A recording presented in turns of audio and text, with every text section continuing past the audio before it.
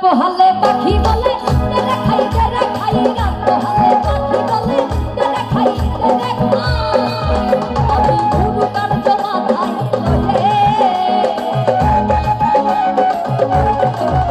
আমি গুরু কার জমা খাই লয়ে দাদা রে বাবা রে